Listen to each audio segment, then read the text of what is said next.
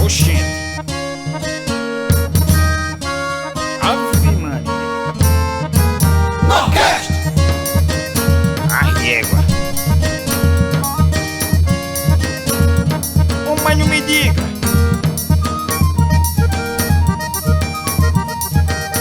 Olha. Nordeste! Oi, gente. Ô, gente, se aproxime. Chegue mais pertinho. Vamos conversar. Vamos retomar a nossa conversa, papo do Nordeste que realmente dá certo.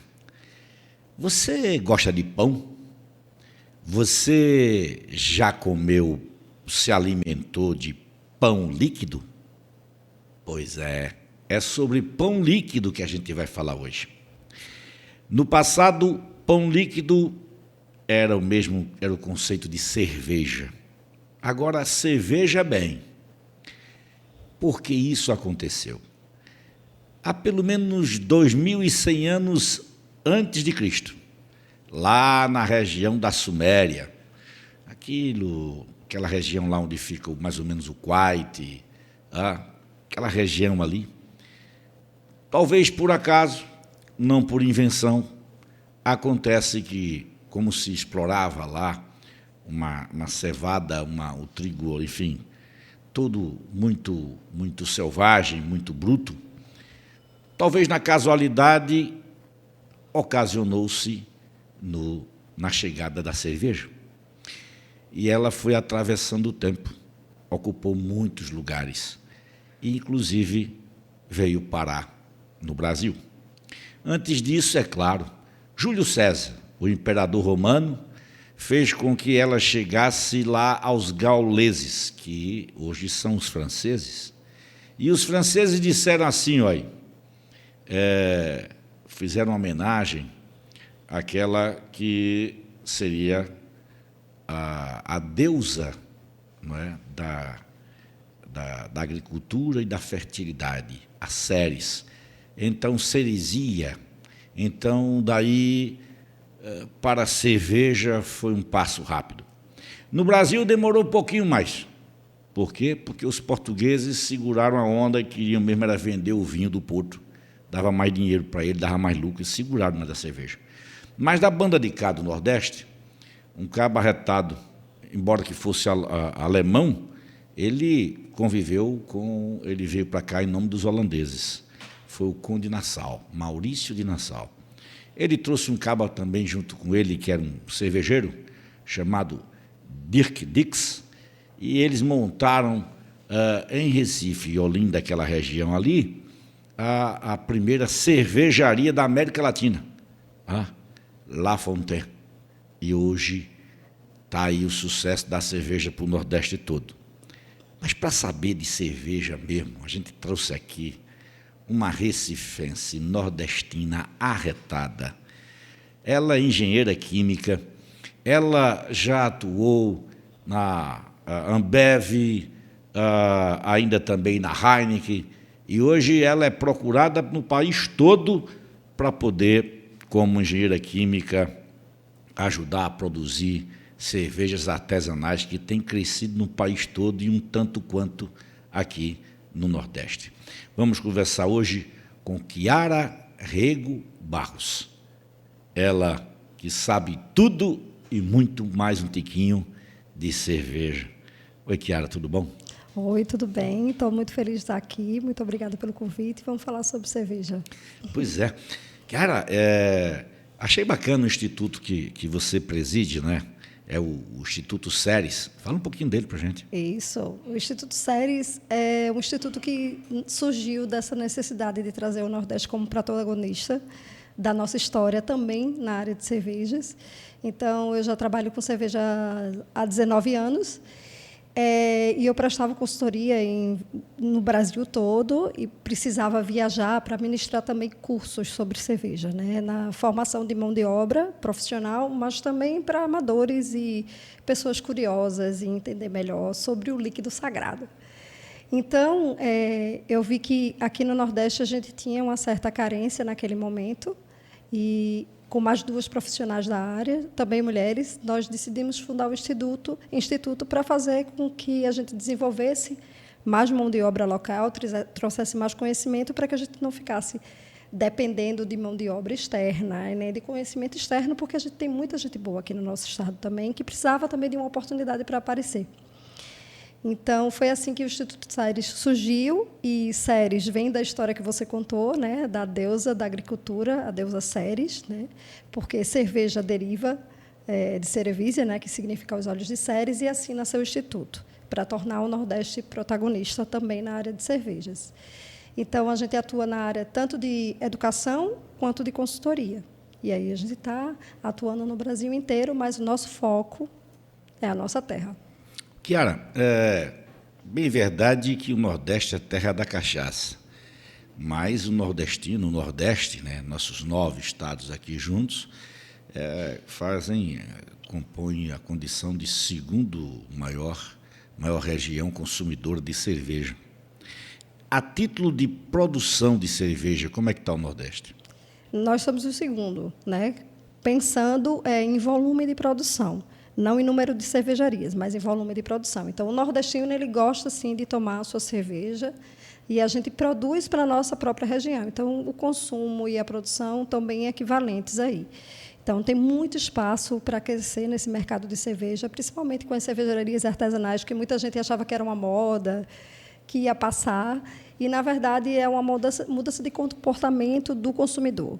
Né? Hoje a gente vê que as pessoas elas têm muito interesse de consumir e valorizar o produto local, né? Saber a origem desses produtos, valorizar esses produtores, conhecer o dono, né? Ir lá e visitar aquele local onde produz aquele alimento, aquela bebida. E isso é um movimento que está acontecendo no mundo inteiro. E por que não ia acontecer aqui no Nordeste? Então, isso acontece aqui também.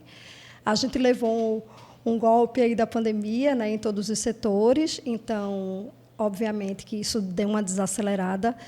Desacelerou, mas continuou crescendo, não com a mesma taxa de crescimento, mas a gente já voltou a crescer novamente no ramo cervejeiro, né? Agora com os dados do Ministério da Agricultura após pandemia. Então, hoje, contando os dados de 2022, né, nós temos 120 cervejarias no Nordeste. Então, é um número expressivo já para a gente tem muito que crescer ainda, mas já é um número importante. E aqui em Pernambuco, nós temos 14 cervejarias. Uau, que bacana. Me diga, o conceito inicial de que cerveja seria o pão líquido. Então, cerveja é um alimento? Sim, e cerveja sempre foi considerado alimento e fazia parte da dieta das pessoas, né? Obviamente que era uma cerveja... Lá atrás, há milênios, era uma cerveja diferente do que a gente tem hoje. Provavelmente uma cerveja que não era tão alcoólica, mas era fonte de nutrientes. Então, até as crianças consumiam a cerveja. Então, ela fazia parte da dieta alimentar. E ela ainda faz parte disso em diversos outros países. O brasileiro não tem o costume, né, de consumir a cerveja como em outros países, como a Alemanha, por exemplo, durante as refeições, né, que para eles é uma coisa muito normal. Não é beber grades de cerveja, mas fazer uma refeição com um copo ou com uma taça de cerveja é uma coisa normal para eles. Então, é uma outra forma de consumo, que é o que a gente prega, que é o que a gente quer, quem está no ramo cervejeiro.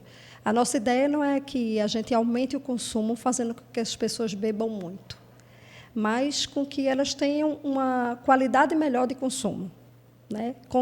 Comecem a consumir apreciando a bebida e não em quantidades exageradas. Então, essa é a nossa ideia, né? Então, aprender a beber. Se fosse considerar para a saúde humana, a cerveja tem alguma utilidade? Tem, mas é muito complicado a gente falar de benefícios para a saúde com qualquer tipo de bebida alcoólica. Eu sei que isso é comumente falado, principalmente com vinho, mas, inclusive, é proibido vincular propaganda, né, publicidade, com qualquer tipo de bebida alcoólica, alegando alguma função medicamentosa, pelo simples fato de que é uma bebida alcoólica que também pode afetar a saúde das pessoas. Porém, se a gente for olhar o lado nutricional, a cerveja, inclusive, alguns estilos de cerveja podem ter mais componentes nutricionais importantes até que o vinho. Então, a questão dos antioxidantes, que se alega ter muito no vinho, na cerveja também tem. Né? Então, existem estilos de cerveja diferentes. A gente foi acostumado, durante muito tempo aqui no Brasil, a consumir só um tipo de cerveja e classificar todas as cervejas de uma maneira igual. E elas divergem, dependendo do tipo de matéria-prima que é utilizada para atingir um certo objetivo de algum estilo diferente de cerveja. Então, eu posso ter cervejas que eu tenho quantidades enormes de lúpulo, que é um dos componentes da cerveja, que tem muito antioxidante, por exemplo, né? Dentre outras vitaminas. Então, existe um componente aí que é benéfico, entre aspas, para a saúde, se é o que a gente pode falar, mas a gente não pode alegar isso comercialmente, nem para a cerveja, nem para o vinho, nem para uma outra bebida. Mas ela traria, teoricamente, benefícios também, assim como o vinho, assim como outras bebidas. Mas, claro, que a gente tem que ter muito cuidado quando a gente fala isso, porque a gente não pode incentivar o consumo de álcool, alegando que isso vai resolver um problema teu de saúde, né? Até porque a quantidade que tem desses componentes é uma quantidade pequena. Para ele trazer um benefício, o consumo teria que ser muito grande para poder realmente trazer um benefício. Então, essa história de tomar uma tacinha de vinho é bom para o coração. O que é bom para o coração é o que faz a gente feliz. Então deve ser bom, né? Então, é o que faz a gente feliz. Não necessariamente uma tacinha de vinho ou um Claro. copinho de cerveja. Eu acho que o que faz bem para a gente é a alegria que a gente tem em compartilhar aquele momento com alguém que é importante para você, com seus amigos, e a cerveja faz esse papel lindamente, né? Coisas que gerem serotonina. Exatamente. Promova-se. Chiara, você falou do aspecto, né, nutricional. Então, há quem fale muito e aborde muito assim, sobre essa harmonia entre cerveja e culinária. Sim. Tem jogo nisso aí? Tem muito jogo. Imagina que a gente tem mais de 120 estilos de cervejas catalogados, fora que não estão catalogados. E a gente tem uma diversidade incrível de aromas e sabores. Então, só para te dar um exemplo, eu posso ter uma cerveja com aromas de nozes, de chocolate, de caramelo, de frutas, de maracujá, de carambola, de manga, sem adicionar fruta, tá?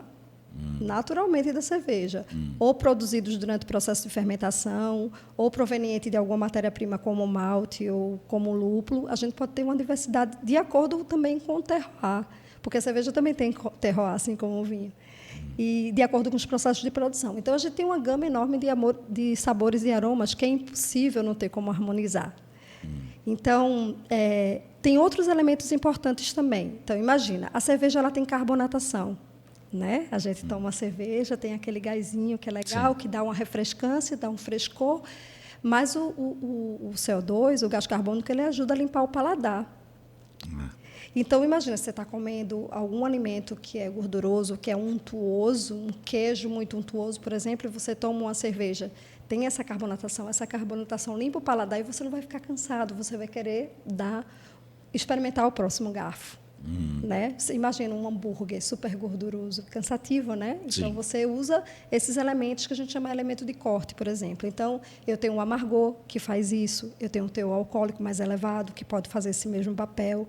A carbonatação, a acidez. A gente tem cervejas extremamente ácidas, por exemplo, que podem fazer esse papel. Mas eu também tenho um doçor, eu tenho um amargor, eu tenho Tipo assim, muitos elementos na cerveja que eu posso usar então como aliado. ela reforçaria o ácido gástrico? Não, porque não chega a esse ponto. A gente não tem os espumantes também, Certo. né? Certo. A gente não traz elementos de acidez quando a gente toma um drink. Certo. Então, é a mesma coisa. Imagina que você vai tomar uma gin tônica. Né? Você vai colocar o gin, normalmente, né? O gin, aquela água tônica, e você vai usar algum elemento que traga citricidade, um pouquinho de acidez, que normalmente é o limão que a gente utiliza. Eu posso ter todos esses elementos em um único estilo de cerveja, sem adicionar nada. Então, eu tenho cervejas como a Catarina Sour, que é o primeiro estilo brasileiro catalogado, que tem esse nome porque ele foi criado em Santa Catarina, que é uma cerveja que é a cara do Brasil, na minha opinião. É uma cerveja que tem uma acidez elevada, então ela estimula as papilas gustativas, né? E assim a gente tem vontade de tomar mais um pouquinho, porque a gente já fica salivando. É uma cerveja que tem um teor alcoólico normalmente baixo, então você pode tomar um volumezinho maior, porque o teor alcoólico é baixo, e ela tem adição de frutas. Nada mais tropical e mais brasileiro do que isso. Então, para um verão no Nordeste, isso é maravilhoso, é incrível. Sim. Parece um drink, mas não é cerveja. Né? E aí, a gente tem essas cervejas ancestrais, inclusive, porque muita gente pode dizer, isso não é cerveja com fruta, não é? Claro que é, gente, isso é ancestral. Na Alemanha, a gente tem cervejas assim, na Bélgica, a gente tem cervejas assim. Por que não ter aqui a nossa cerveja também? Sim. Então, nós percebemos, então, na tua fala que a cerveja ela é muito bem-vinda, uma vez harmonizando com pratos, né, para um prazer, né, degustativo, enfim. E cerveja misturada com alimentação, cerveja com isso, eu já ouvi falar muito disso. Tem algum prato que você diz assim, esse prato aqui feito com cerveja seria bacana? Vários. A gente tem uma origem muito marcada, vindo da Bélgica, desse hábito de cozinhar com a cerveja, é o cuisine à la bière. É muito comum na Bélgica você comer e beber. Cerveja na taça e cerveja no prato. Tá. E aqui também no Nordeste. Então, lá no Instituto, a gente tem formação para sommelier de cervejas também. A gente tem uma parceria com o SENAC e a gente fornece o curso onde as pessoas aprendem, além de harmonizar, entender sobre a bebida, aprender a cozinhar com a cerveja. E a gente fez um prato, você falou de usar o prato, no prato que eu achei muito legal, que o nosso professor-chefe chama de ceviche. Não é ceviche, é ceviche porque é um ceviche nordestino. E ele usa cerveja para marinar, uma cerveja com bastante acidez, para fazer o leite de tigre, para poder fazer o marinado lá do peixe, para fazer o ceviche. Uau. E ele usa algumas coisas da culinária e nordestina. Ele usa a banana da terra, por exemplo, e fica um prato incrível. Então, ao invés de usar o limão para marinar o peixe, ele usa essa cerveja que tem bastante acidez e substitui muito bem o limão. Caramba. E ainda trazendo uma explosão de sabor aí. Então, tem muita gente que usa, por exemplo, a Isso cerveja... é um prato nordestino, então. Virou nordestino agora. Né? Mas em bolos, por exemplo, para deixar a massa bem fofinha, eu tenho um CO2, eu tenho um gás ali, que vai deixar a massa mais fofinha. Então, tem muita gente que usa cervejas stouts, que são cervejas que têm um malte com a torra mais intensa e traz notas de café, por exemplo, e utilizam em bolos de chocolate. E fica um arraso, brigadeiro. A gente vai ficar falando aqui, carnes para fazer molhos, para marinar. E é uma infinidade de possibilidades. Sim. Kiara, olhando aqui para o mapa do Nordeste, onde é que tem, que você sabe, que você conhece, que você assessora, que o Instituto faz trabalho, onde é que tem cervejaria entre os 9 estados do Nordeste aqui no mapa? Em todos os estados do Nordeste. Uau! Em todos. E cerveja boa, hein? Sei. Que você poderia citar? O pessoal participa de concursos de cerveja, coisa desse tipo? Sim, a gente está crescendo muito em concurso. Eu julgo bastante concurso, né? Eu sou juíza de concursos nacionais e internacionais. E a gente tem enviado muitas amostras e é muito legal ver a participação do Nordeste. E não só enviado, a gente está ganhando também. Né? Então, a gente teve um concurso muito interessante. Né? A gente teve um concurso agora, que é o concurso da Abraceva, que é a Associação Brasileira de Cervejas Artesanais. E esse ano a gente teve etapas regionais. Na etapa regional, aqui em Pernambuco, por exemplo, a Babylon ganhou medalha de ouro na Pilsen deles. Né? Então, essa avaliação é feita por estilos. Né? E o pessoal tem mandado muita amostra e está sendo muito legal ver o Nordeste crescendo e aparecendo no pódio. Eu tenho que citar também o pessoal lá da Caatinga Rocks, que é de Alagoas, que tem cerveja. Está aqui. Isso. Falamos de Pernambuco, agora falamos de Alagoas. Vamos falar um pouquinho dos estados, né? Tem uma cerveja que eles produzem que utilizam cacto. E essa cerveja ganhou já várias medalhas, diversas medalhas no nosso cenário nacional. Caramba! Os meninos da Caatinga Rocks têm um trabalho lindo de explorar, né, os nossos biomas, principalmente a nossa caatinga, e tem trazido muito orgulho para a gente também. Sergipe tem a cervejaria Ussá ganhando medalha. Deixa eu falar um pouquinho. Gostou da Cactus foi uma coisa interessante, né? Nós estamos falando aqui, então, do cactus, não é?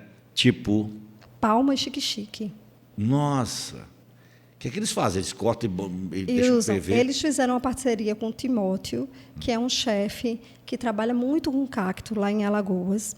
E eles desenvolveram juntos uma maneira de utilizar o cacto na produção de cerveja. Então, a cerveja ela contém malte de cevada, todos os ingredientes tradicionais, mais o cacto. Caramba! É. Então, eles têm muita coisa bacana. Assim, e os nomes são interessantíssimos da cerveja. Eles têm a maracatu atômico, então eles brincam, né, com isso.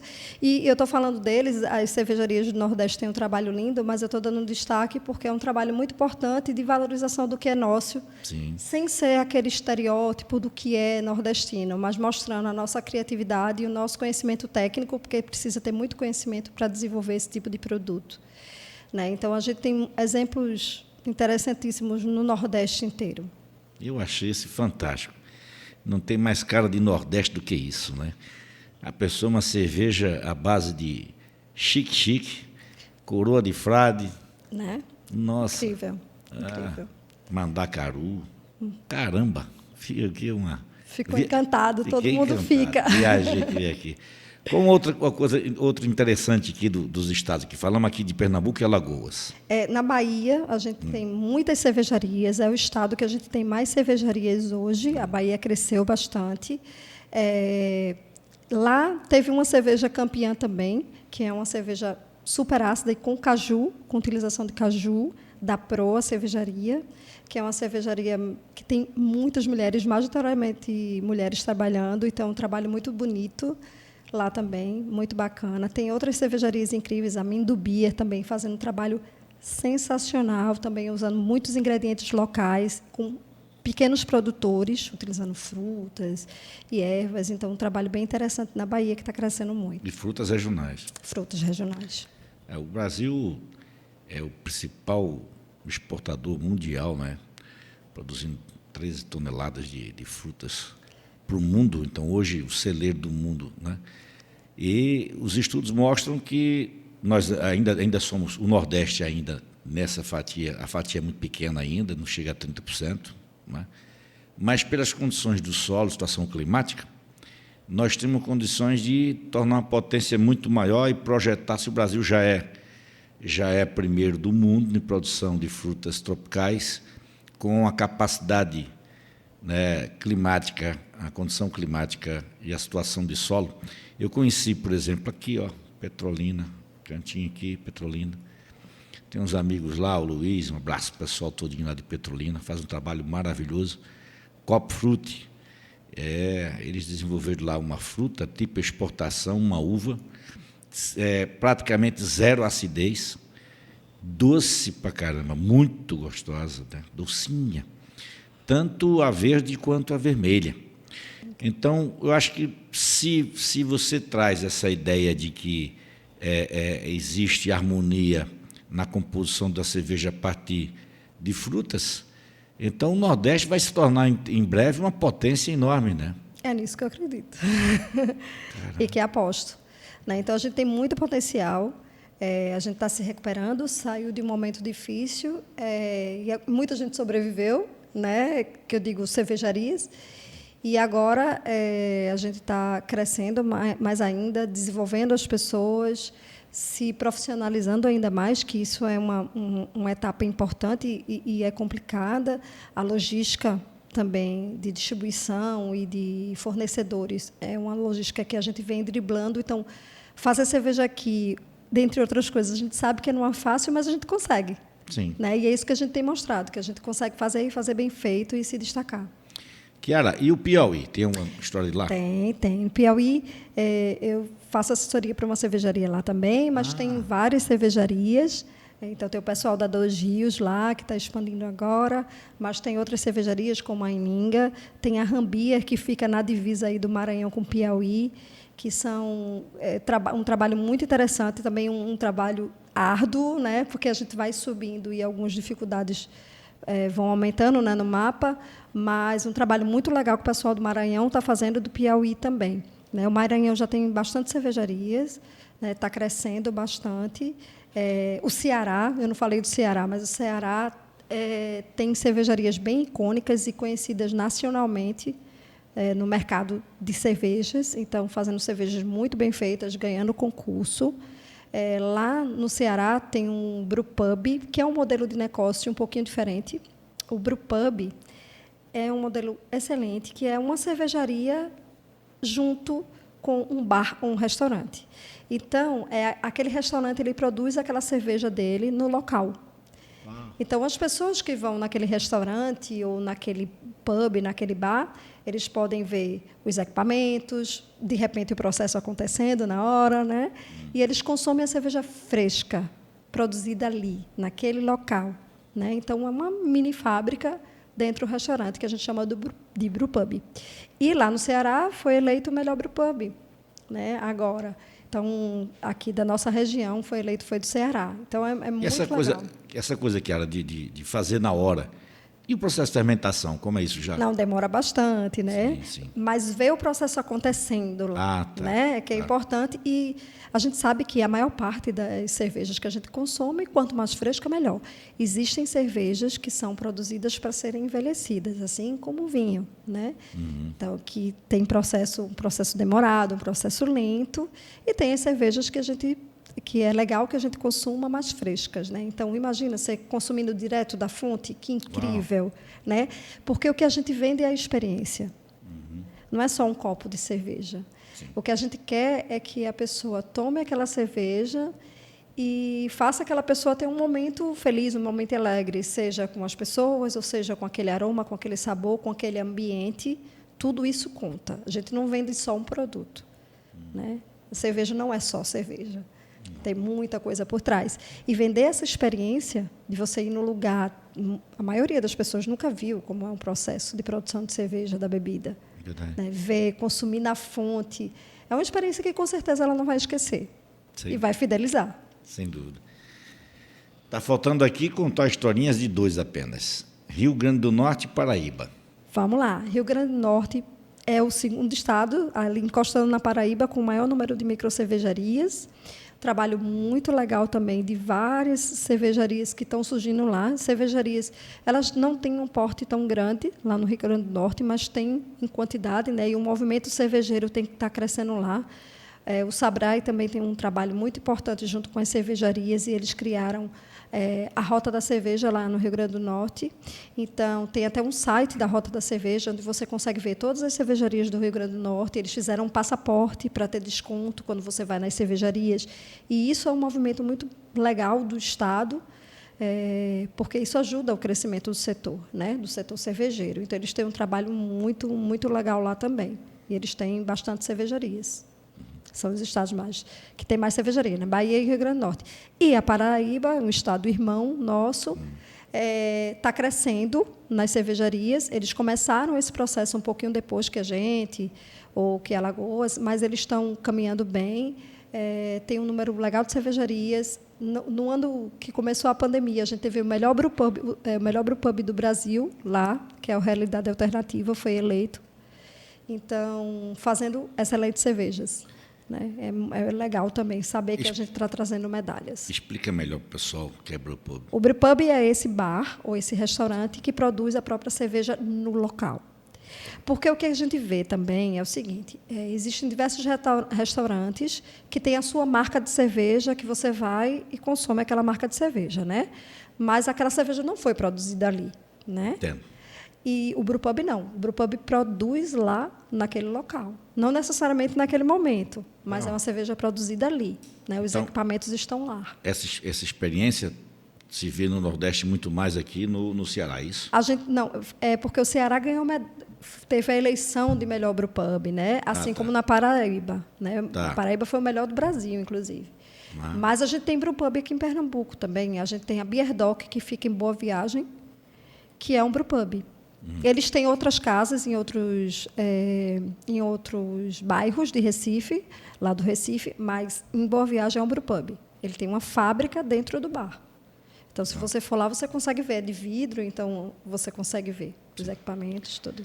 Chiara, mas também tem umas coisas que têm dado errado por aí afora, né? Tem. A gente viu em 2023, teve vários casos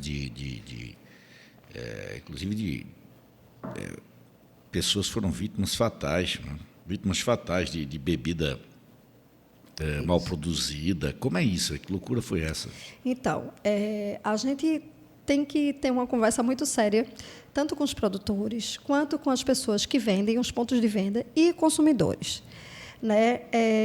Existem dois fatores aí. Né? A gente teve um problema sério com a cervejaria, que eu acho melhor falar daqui a pouco, porque eu vou dar uma geral aqui, aí a gente volta a falar com mais detalhe da cervejaria. A gente tem uma produção de bebida clandestina muito alta no país.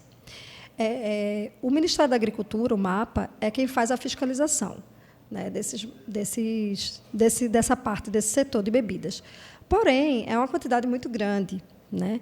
Então, a gente teve, em dezembro agora, uma apreensão de milhões de litros de bebidas, de uma maneira geral. Não foi cerveja, mas foi de outras bebidas, lá em Santa Catarina, bebidas adulteradas, e isso pode afetar a saúde do consumidor. Então, você, consumidor, não consuma bebidas que não tenham um registro no Ministério da Agricultura. Vai estar lá no rótulo o número do registro. Não tem o registro, não consuma, porque você está incentivando, né, esse tipo de produção clandestina. Está sendo feita uma investigação a respeito de 3 óbitos que aconteceram agora em dezembro pelo consumo de um uísque adulterado. Produção clandestina também. Então, a gente não sabe como é a produção dessa bebida, não tem como acompanhar. Né? Então, não façam consumo. Quem vende, quem comercializa esse tipo de produto, também pode ser autuado, né, multado, pode ter o produto apreendido e, dependendo da situação, pode ter até o seu estabelecimento fechado pelo Ministério da Agricultura. Então, fiquem atentos, não é só quem produz, quem comercializa também. No caso da cervejaria, que a gente teve problema, era uma cervejaria com registro, por isso que eu dividi em 2 fases, né, as clandestinas e as com registro. Houve diversas falhas no processo, que é uma coisa que é rara de acontecer, da maneira que aconteceu é raro, mas aconteceu e foram muitos problemas dentro da fábrica. Houve um vazamento, não havia cheque, a manutenção foi falha, foram várias etapas que foram falhas, mas o principal é que foi utilizado um produto que não deve ser utilizado para a produção de alimentos. E esse produto era tóxico e, em pequenas quantidades, é letal, que foi o que aconteceu. Né? E aí, a partir disso, o MAPA fez uma revisão, uma notificação para todas as cervejarias do país, com uma intimação de substituição imediata, se houvesse algum produto desse, e dando novas orientações a respeito de documentação. Então, todo mundo teve aí 15 dias para refazer a documentação, prestar contas, mostrar como está o funcionamento para o Ministério da Agricultura, para assegurar que ninguém passasse por isso novamente. Então, houve uma revisão aí em todas as cervejarias. Em Pernambuco, aí eu garantindo, né, 100% das cervejarias estão corretas, ninguém usa produto errado na produção, né, em relação ao resfriamento das cervejas, que foi por causa disso que teve. Então, em relação a isso, podem pernambucanos ficar tranquilos. Então, a nível de Nordeste, a gente pode dizer que o turista, quando chega em relação à cerveja artesanal, pode ficar de quanto? De 0 a 100%? Bom, quanto até onde eu sei, né, porque eu não posso garantir, mas, assim, até onde eu sei, todo mundo trabalha com o produto correto, que foi o que a gente teve que fazer. Né? A gente teve que fazer reportar ao Ministério da Agricultura toda a documentação. Então, acredito eu que todo mundo está correto. Eu falo de Pernambuco porque eu visito todas as fábricas em Pernambuco, então eu vejo de perto o trabalho das pessoas. Não? Então, eu quero acreditar que no restante também.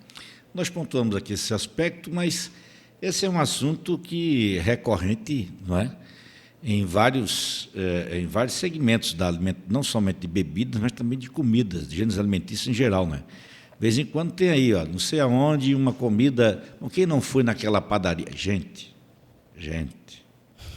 eu fui tomar uma sopinha numa padaria muito chique da capital pernambucana.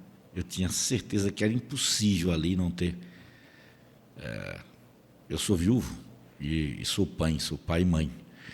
Então fui levar minhas filhas disseram: "Pô, pai, segura a onda aí que isso não está. Aqui tal." Caramba, mirei mal, hein? Foi mesmo. E pior, levei elas junto, todo mundo adoeceu. É muito complicado, porque é segurança de alimentos, né? A gente trabalha com isso o tempo todo e precisa ter muita atenção. A gente tem um problema sério que as pessoas acham que só tem que fazer direito se tiver alguém olhando. A gente tem que fazer direito justamente quando não tem ninguém olhando, né? Existem os órgãos regulamentadores e fiscalizadores, mas a gente não pode depender desses órgãos para assegurar a nossa saúde. Quem tem estabelecimento, né, seja produtor de alimento ou de bebida, tem a responsabilidade de garantir todos os processos higiênico-sanitários, né, para garantir um produto que não vai afetar a saúde do consumidor. Isso é o básico. E aí, quando a gente fala de cerveja, a gente está falando também de você ir ao supermercado e você vai lá pegar um produto, você tem que olhar a embalagem, tem que ver os componentes, tem que ver pelo menos o prazo de validade. Sim, importante. Qual o prazo de validade de uma cerveja? O prazo de validade da cerveja varia bastante, né? Varia de acordo com o tipo de produção, né? Como aquela cervejaria produz, as condições que aquela cervejaria tem, inclusive tecnológicas, de produzir aquela cerveja.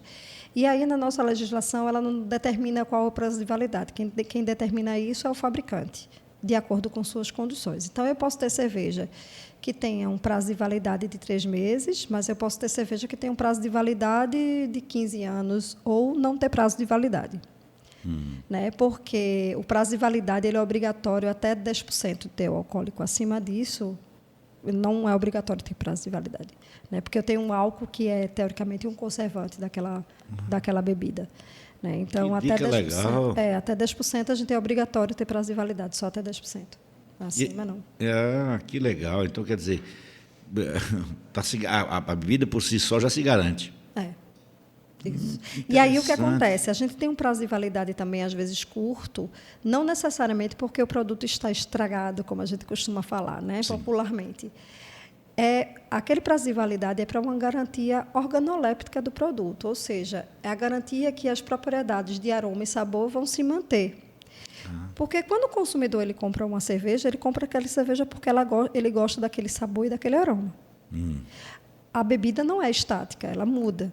Sim. E ela muda de acordo da maneira com que você produziu, obviamente, mas também de como você acondiciona. O armazenamento. Claro.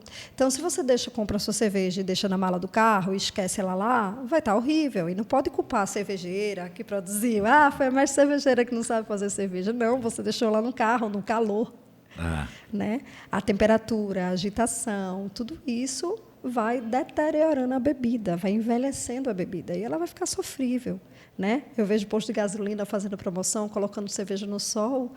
Morre uma deusa cada vez que isso acontece, uma deusa da cerveja.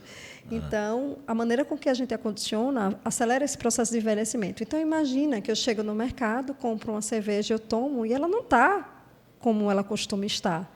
Então, para mim, aquele prazo de validade não dá mais, entendeu? Então, não é só sobre o produto estar legal para o consumo em termos de saúde, mas sim em termos de sabor e aroma. Por isso que eu falei que varia. Depende do estilo e depende de como ele é produzido.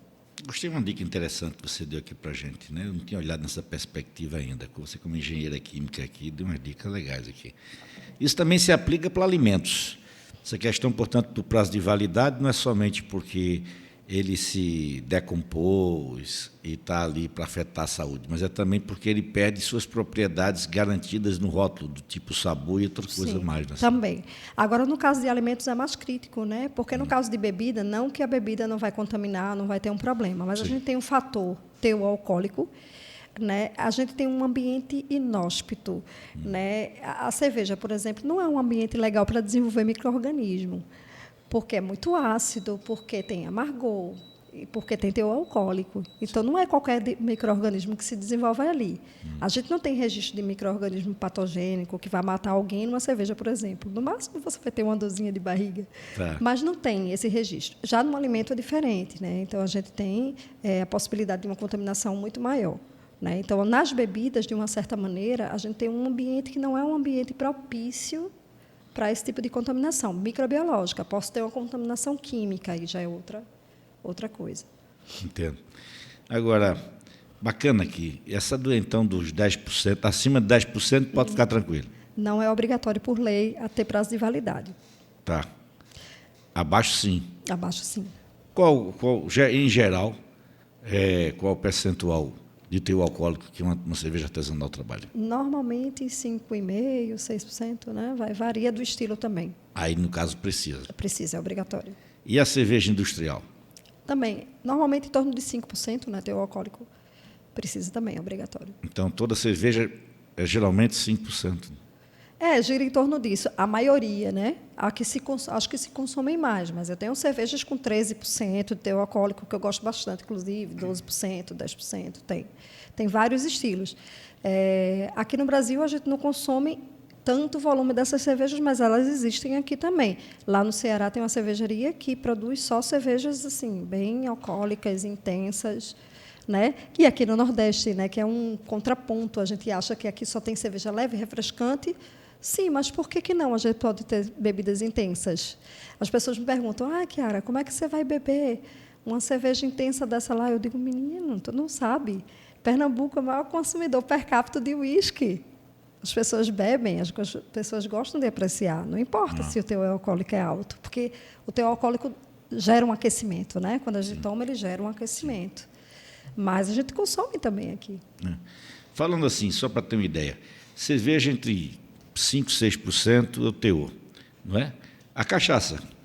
Cachaça de 38% a 43%. Uau, 38% a 43%. O uísque? Eu não sei o teor alcoólico do uísque, mas deve estar nessa faixa também, 40 e poucos por cento. O vinho, você lembra? 14%, 12%. Agora o que pega mesmo é o tal do gin. Gin, eu gosto. Disse que é muito intenso. Né? Mas na verdade eu acho que é porque eu não acho tão intenso assim, e esse que é o perigo.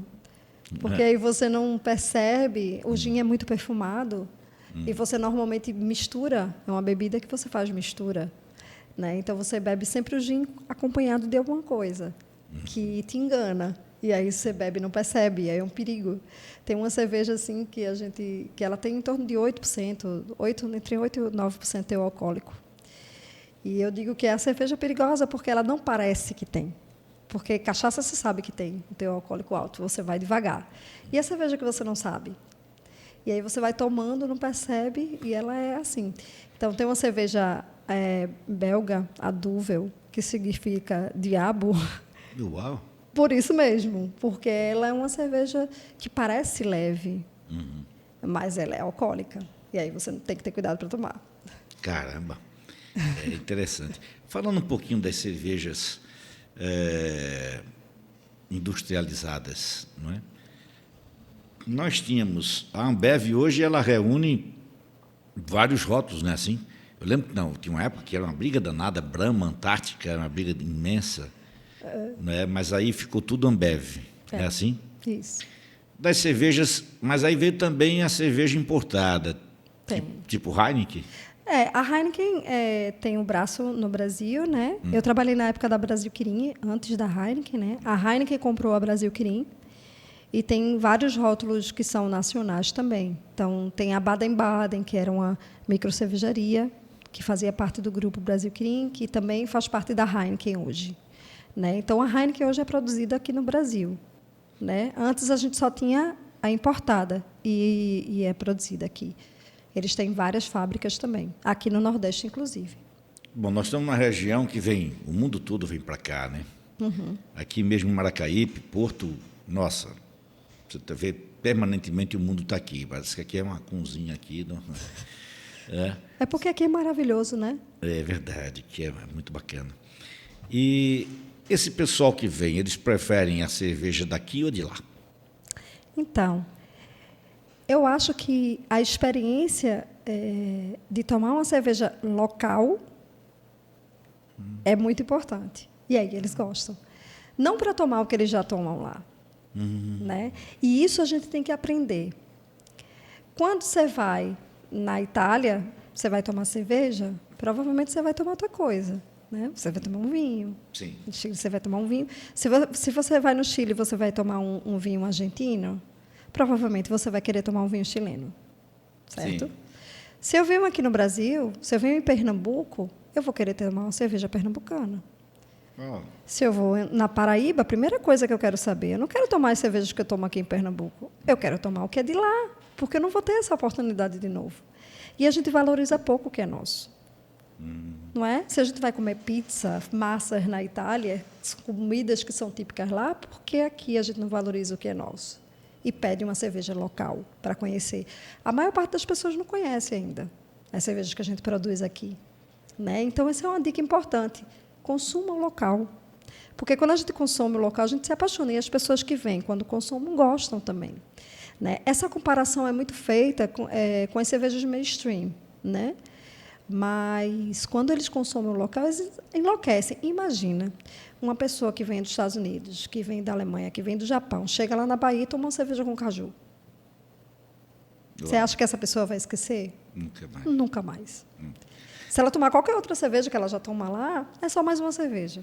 Engraçado aqui, assim, Kiara, você traz para a gente uma percepção, uma perspectiva, quero dizer, diferente, né? Você convida a gente a olhar para a bebida como que também te olhasse para a área alimentícia. Totalmente. É porque, por exemplo, eu quando chego, às vezes saio para fazer uma palestra lá de Petrolina, por ali. Então, quando chego lá, alguém vem me oferecer um peixe. Eu digo, peixe? Eu quero bode. Agora, quando eu venho em qualquer região, às vezes estou até no Ceará, enfim, quando eu estou por aí afora, alguém que eu estou na orla, o cara vem me oferecer bode, eu digo, meu amigo, eu quero é peixe. Então, tem isso realmente, né? Do sabor do lugar, da cultura. Por exemplo, você não vem me dizer que o pirão, né, que é produzido no interior de Pernambuco, é igual de quem produz na capital. É preciso ter vindo alguém de lá e talvez não tenha o mesmo ingrediente, né? O tipo de farinha, tem um monte de coisa que junta nisso. Que legal. Que perspectiva legal você está provocando na gente aí. Ó. Olha aqui um pouquinho aqui para degustar. Tal. Por isso que existe a condição da arte culinária, não é? A arte da cozinha, da comida, Caramba, bacana. Sabe, a cerveja ela também conta histórias. A cachaça conta histórias. O vinho conta histórias. Não é? Sim. Então, o que é melhor? Conhecer a história do lugar através da comida e da bebida. Né? Então, se você vai em Petrolina, o que foi feito com vinho em Petrolina é uma coisa que ninguém imaginaria. Sim. Então, não é só um vinho que você está bebendo história lá. Então, quando você vem aqui em Pernambuco e toma nossas cervejas, não é só mais uma cerveja, você está bebendo história também. Então, você aprende. E você, de novo, nunca mais você vai esquecer. Interessante isso de que toda bebida tem história. Mas também tem muita história quando se bebe muito, né? Tem. Você tem muita história para Uns que as pessoas lembram e uns que não se esquecem. Você bebendo, você tem mais história esquecida ou tem história para contar? Agora eu tenho mais história para contar. Mas já tive história esquecida também. Foi, né? E tem aquelas histórias que faz questão de esquecer. Né? Eu acho que com o tempo a gente aprende algumas coisas e a gente valoriza outras, né? Sim. Então, o que eu falei, a cerveja é uma bebida que confraterniza. Então, esses momentos, eles precisam, eu acho melhor que eles sejam lembrados, né? E regados a uma boa cerveja. Então, a cerveja seria qual a bebida mais pop? Eu acho que é cerveja. E eu gostaria que a cachaça fosse também, com outro olhar. Né? A cachaça é nossa, né? É uma bebida brasileira, é muito nordestina. E quando a gente vai falar que alguém está bêbado, a gente chama ele de cachaceiro. Mas a gente chama de uma maneira pejorativa. Sim. E não dando valor que a bebida tem, que a cachaça é uma bebida super trabalhosa, que precisa de muito conhecimento para produzir, que a gente tem a chave do negócio, que é nosso, e a gente não valoriza. Aí vai os gringos e paga não sei quanto numa garrafa de cachaça. Fato. E paga achando maravilhoso. Eu também pago e acho maravilhoso, porque a gente precisa valorizar o que é nosso. A gente tem vários exemplos de cachaças maravilhosas aqui, inclusive no nosso estado, e que são mais valorizadas fora do que aqui. Até porque essa coisa da bebida, da comida, o problema está só no excesso. Não é? Então, quando alguém vem lá pejorativamente, um cachaceiro, tal, o fato de tomar um... Bom, por que não lembrar? né? Você tinha na Santa Ceia vinho, mas bebido com moderação. Não é assim? Tudo na vida com moderação. Acho que isso é um recado bacana. Moderação em tudo, né? Chiara, em relação à geração de emprego e renda, essa cervejaria toda está fazendo o que no Nordeste? Está fazendo muito? Sim, a gente tem gerado bastante mão de obra, mas a gente ainda precisa ter mais postos de trabalho agora, sendo que precisa de incentivo, né? O que acontece? A gente ainda tem um problema grande no Brasil como um todo, não só no Nordeste, que a gente paga muito imposto na cerveja, né? Sim. Quase 60%.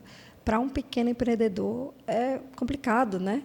E espero que a reforma venha para ajudar um pouquinho nessa questão, para que a gente consiga gerar ainda mais empregos, né? Aumentar também a faixa salarial desse mercado aqui no Nordeste, para que a gente tenha pessoas mais interessadas a estudar cerveja, porque não é barato estudar cerveja, né? Então, para que mais pessoas se especializem nesse assunto e tornem a gente a potência que a gente tem tudo para ser, né? Mas precisa de valorização e incentivo no setor. Inclusive, talvez algo parecido com o que aconteceu com o queijo artesanal, né? Queijo artesanal está tendo isenção, né? Mas, assim, para a cerveja, tem algumas mudanças previstas, né? Eu não sei se vamos acompanhar para ver se elas vão acontecer. Existem algumas coisas de isenção em relação à bebida sem álcool, né? Então, cerveja sem álcool, que é uma coisa que está crescendo bastante e é interessante, porque a cerveja sem álcool não precisa ser uma cerveja sem sabor. A gente tem vários exemplos de cervejas excelentes sem álcool. E as cervejarias artesanais estão apostando nisso e olhando para esse mercado, né? E a parte do imposto ajuda isso também. Então, existe um incentivo para esse tipo de bebida e, com certeza, esse ano vai crescer ainda mais. Teve um crescimento enorme o ano passado de bebida sem álcool e agora eu acredito que vai aumentar. Então, isso é uma coisa que já vai ajudar um pouco, né? Mas é preciso revisar, porque são empresas muito pequenas, com uma fatia muito grande. Então, a margem de lucro diminui bastante e a gente ainda não tem volume para diluir esses custos que se tem numa produção de cerveja, né? Os volumes são pequenos, então a gente precisa de uma reforminha aí urgente, porque a gente não tem incentivo fiscal, né? As grandes empresas têm, que é contraditório, né? Pois é. Então, as grandes empresas têm incentivo fiscal, o pequeno não tem. É incrível isso, né? Não faz sentido. Até porque a maior dívida de um setor público, né? Digamos assim, a principal responsabilidade de um governo é reduzir a dívida social. E faz isso arrumando emprego, gerando renda, né? Através usando o braço da iniciativa privada. Mas essas pessoas aqui no Nordeste que estão aí produzindo cerveja, estão ganhando dinheirinho? Algumas sim, nem todas, né? A gente precisa ser realista também. A cervejaria é muito pequena, ela sofre mais por causa disso, porque ela não tem volume para diluir custo, e o custo não é baixo. Sim. Né? Então, precisa ter um porte já maiorzinho para realmente ser rentável, né? Ou viver só disso, né? Algumas pessoas têm dupla jornada ainda, né? Mas o que a gente espera é que a gente consiga, com essa questão de minimização de imposto, a gente tenha mais oportunidades, né? E aumentar e aquecer também o mercado para venda, né? Porque as pessoas deram uma puxadinha no freio de mão, né? Pós-pandemia, e agora com a economia voltando, a gente espera que o mercado volte a crescer. Eu posso te confidenciar que, em matéria de cerveja, bom, eu não sou muito de bebida alcoólica, não é? Vez ou outra, no máximo 2 doses de uísque, um pouco de vinho, não mais do que isso. Agora, cerveja, se eu tomar uma tulipa, me dá sono. Eu resisto, dá dor de cabeça. Agora, se for assim, na piscina, no mar, aí, sem problema nenhum. Contato com o sol não faz efeito nenhum, de boa. Agora, se for tranquilo, no local aqui, me dá um sono danado. Aí eu fiz uma experiência de tomar uma cerveja dessa industrial mesmo. Não é? Não vou fazer comercial aqui, nenhum específico. E tomei ela sem álcool. Caramba, o sabor é o mesmo. Sim. O sabor é o mesmo, eu digo... Para que eu estava tomando com álcool, então, né? Por que eu não tomar sem? O sabor era o mesmo e não deu sono. Você não ficou com sono? Não, não lembro, acho que não. Porque o álcool, ele dá essa você fica um pouquinho mais relaxado, né? Acho que foi isso. Kiara, na reta final da nossa conversa aqui, tem um personagem aqui, não é, ilusionário. Na história do Nordeste, o vendedor ambulante chamava-se Caixeiro Viajante. Então, aqui nós temos um presente para você. Você vai pegar isso aqui, por favor, pegue aqui. Aqui nós chamamos do Kiko, o Caixeiro Viajante. O Kiko foi um artesão, pessoa muito querida, artesão de Porto de Galinhas. A última obra dele foi essas caixas para a gente. E então aqui eu denominei de Kiko, o Caixeiro Viajante, que mandou entregar para você. Tá? Abra aí, veja as surpresas que tem aí, se gosta. Que lindo. Comente conosco aí rapidinho. Tem uma TV. Para suporte aí para você ver a gente no Norqueste aí. No Norqueste. Eu acho que é uma rapadura. Uma rapadura. Gosta de rapadura? Eu amo rapadura. É bom, né? Uma cachaçinha é bom. Harmoniza. Um bolo de rolo da nossa terra. Adorei a caneca. Eu adoro caneca. Para tomar cerveja. Sim. Às vezes café, chá. Eu sou eclético, eu tomo tudo. Né? Que lindo também. Ó. Pronto. Aí para você, sua agenda aí, tá? Muito obrigada, adorei. Onde você for tomar cerveja, leve a caneca do Nordeste, faça uma foto, mande pra gente. Vou fazer. Que cada que você mandar, a gente vai comentar aqui. Cada certo. foto. Tá em tal cervejaria, em tal lugar. Tá tomando tal cerveja. Você tá no Nordeste todo, caramba, né? Pensava que era café, mas era cerveja. É assim. Gratidão, viu? Até outra vez. Muito obrigada, eu que agradeço. Muito legal. É isso mesmo, meu patrão. Eu nasci para ser matuto. Vivo aqui nem bicho bruto, dando de comer a gado, e para melhor dizer, eu só sei que sou gente, porque um velho meu parente disse que eu fui batizado. Valeu. Té.